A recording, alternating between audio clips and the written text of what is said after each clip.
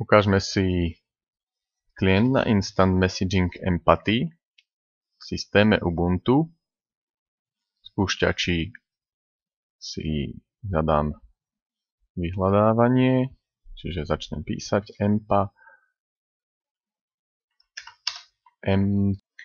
a kliknutím na ikonku spustím klient Empathy, kde ma hneď vyzve, aby som sa prihlásil svojím účtom, ktorý mám vytvorený. Vidím, ktorými účtami sa do klientu môžem prihlásiť. Ja používam služby Google, že sa prihlásim účtom Google a bude to službou Google Talk,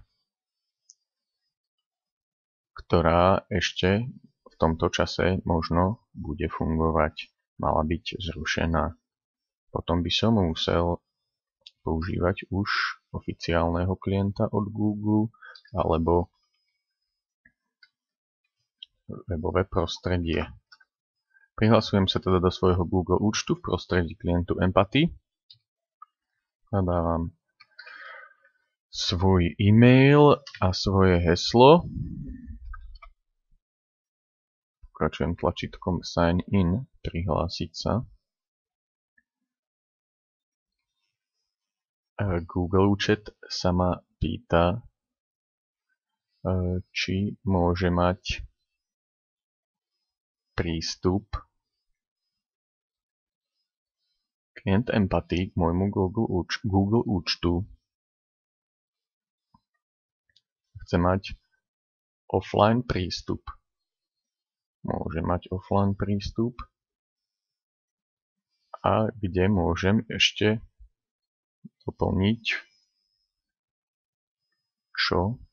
ktoré aplikácie budú napojené na môj Google účet, tak ja to zatiaľ povypínam všetky a nechám iba Empathy.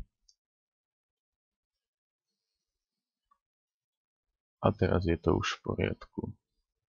Môžem toto nastavenie zatvoriť. A vidím, že už mám svoj kontakt predsedu, ktorý momentálne nie je pripojený. Takže dvojitým kliknutím by som mu mohol začať písať správu. Ahoj, predseda.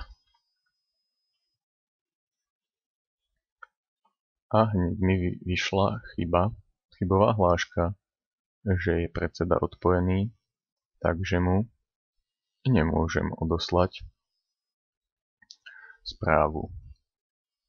Môžem si nastaviť svoj status alebo stav a nejaká správa, ktorá sa zobrazí pri mojom kontakte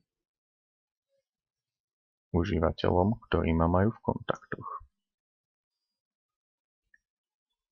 V nastavení si môžem pridávať kontakty, vytvoriť novú konverzáciu alebo nový rozhovor. To môžem spustiť aj tak, že dvojitým kliknutím na kontakt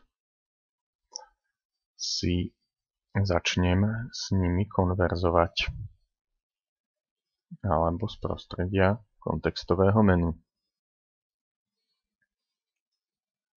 Ďalej si môžem zobraziť stav o prenášaných súboroch, ktoré niektoré protokoly, respektíve niektoré služby neumožňujú.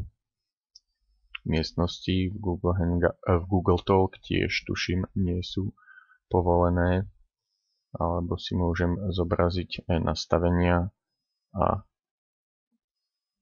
nastaviť si nejaké ďalšie vlastnosti, ako napríklad zobrazovať moje odhlásené kontakty, ako je predseda odhlásený, nejaké notifikácie, či bude prehrávaný nejaký zvuk počas toho, keď mi príde správa, vzhľad klienta, či bude kontrolovať pravopis a podobne. Jednoduchý multiprotokolový klient Empathy.